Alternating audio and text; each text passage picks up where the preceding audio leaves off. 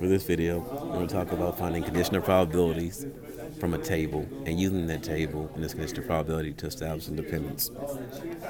Yesterday we talked about independence and conditional probability, and we said this. Conditional probability is this: the probability of B, this bar means given A, where that's equal to the denominator is all the values in A, so the probability of A, and the numerator to get the probability of A and B. And then we talked about independence, saying that we make an assumption for any independence, which says that the probability of A and B is equal to two events are independent, and we multiply their probabilities. Probability A times probability B. We said also that from this we can develop our mathematical independence. So here's how this works. If you notice this is probability A and B, and then we're going to assume the independence of A and B, and we can write it like this. This is the probability of A times the probability of B divided by the probability of A. Notice here you have probability A on top and bottom, so they cancel. So this is going to leave us with this conditional probability showing independence, and here's how it looks. To get mathematical independence, we say that the probability of B given A should be equal to just the probability of B. So we're going to use that, and we're going to use tables now to actually establish independence and show this. We're going to do the conditional. So we're going to talk about this problem right here, which talks about individuals in the population. They have this disease, and it occurs at a 1% prevalence rate. There's a test for the disease, but the test is going to make errors, and because it makes errors, you have false positive and false negative rates. So the question is this: what is the probability the person actually has the disease given they tested positive? And so in order to do this problem, we're going to make a tree, and on our tree we're going to put the disjoint event that occurs first, which in this case is going to be either you have the disease or you don't have the disease. So we'll call it disease C, which means no disease. And then from there, if you have the disease, you're going to still take this test, because this is when you find out you have the disease.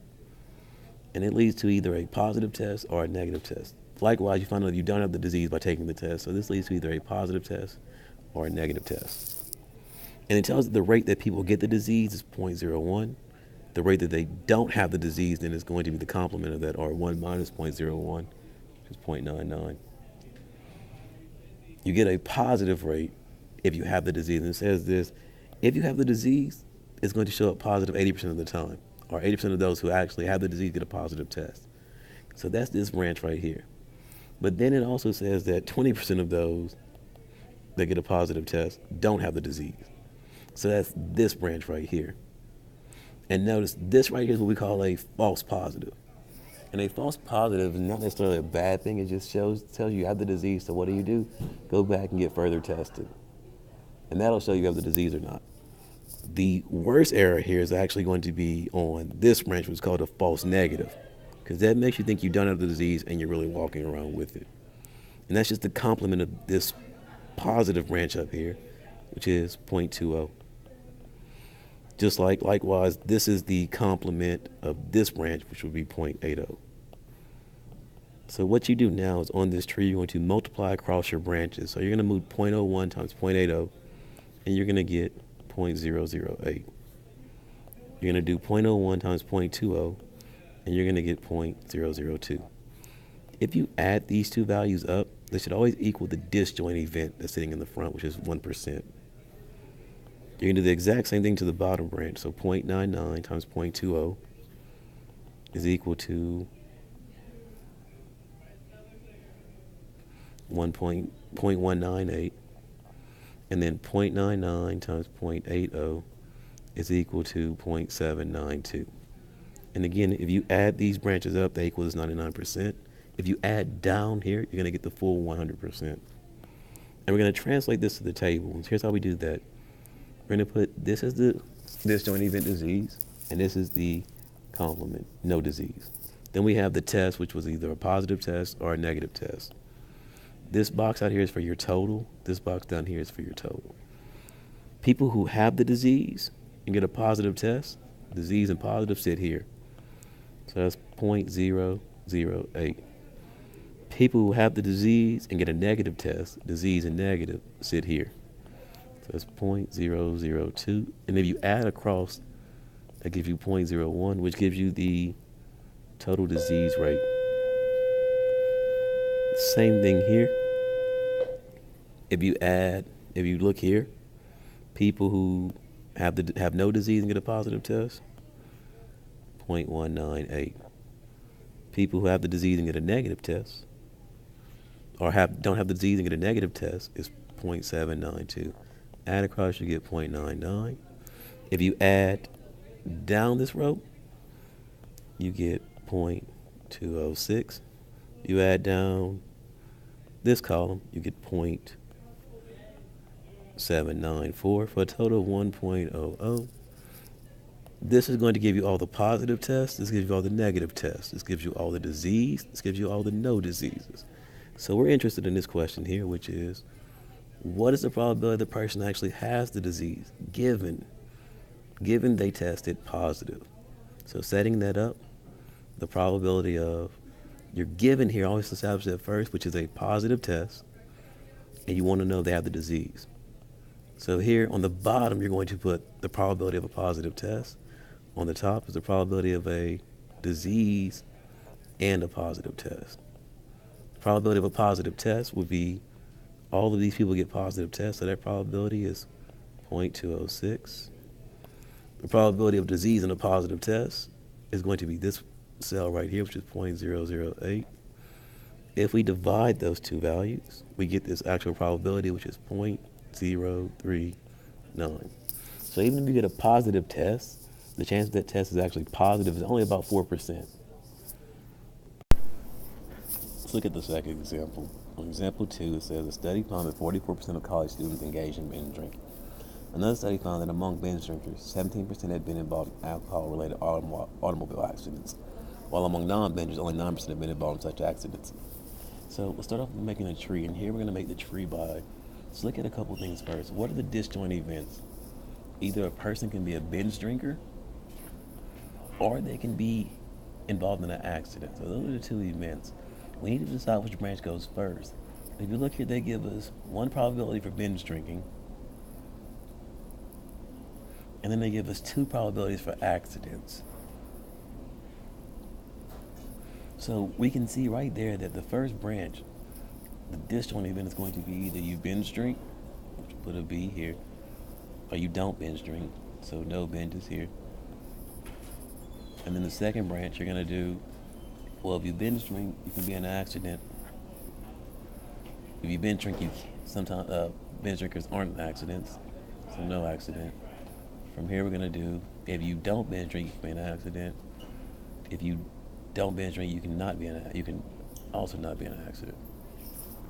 So what we do now is this: we're going to put on this first branch. It tells us that 44% of the people binge drink, which means that doing the complement of that, 56% don't binge drink.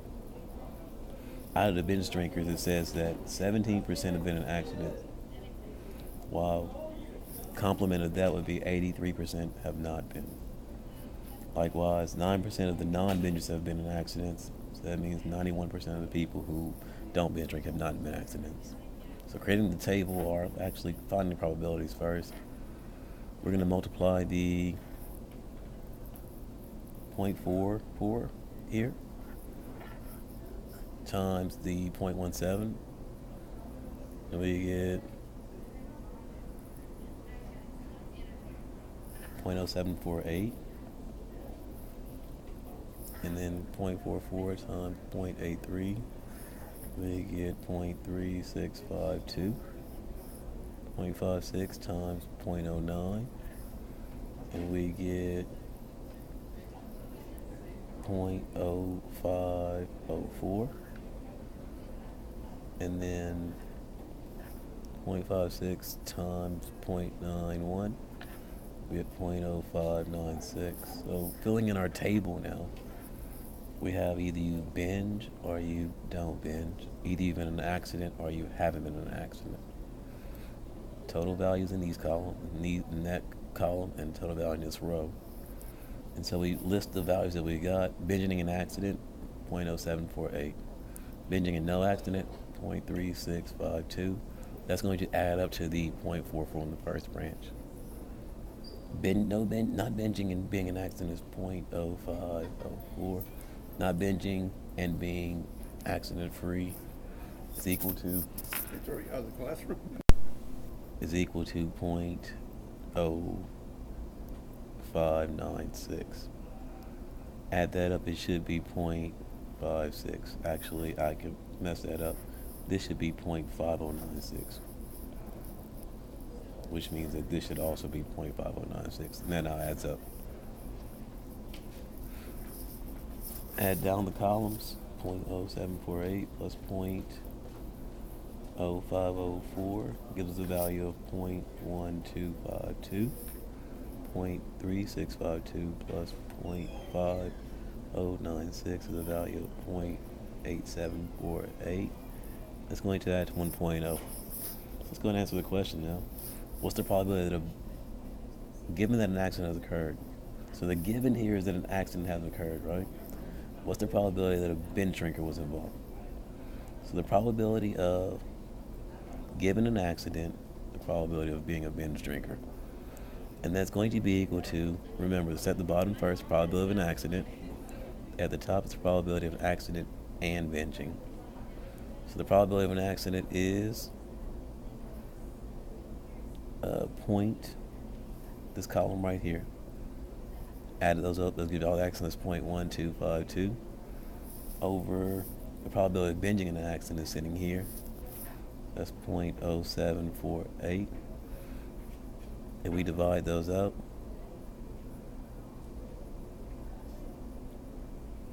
We get a value of about, we get 0.597. So 59.7% of the people who've been in accidents are binge drinkers in this particular data. And then it says, the second question is binge drinking and auto accident independent? Well, if they're independent, here's what we should be able to check. We'll come back up here real quick. If you look up here, if two things are independent, if the probability of B given A is equal to the probability of B. Well, we have that set up right here, probability of B given A. We know B given A right now is 0.597. So we need to see if 0.597 is equal to the probability of B. The probability of B here, if you go across the table, gives you probability of B. It's 0.44. Do they equal each other? No. So that makes this dependent.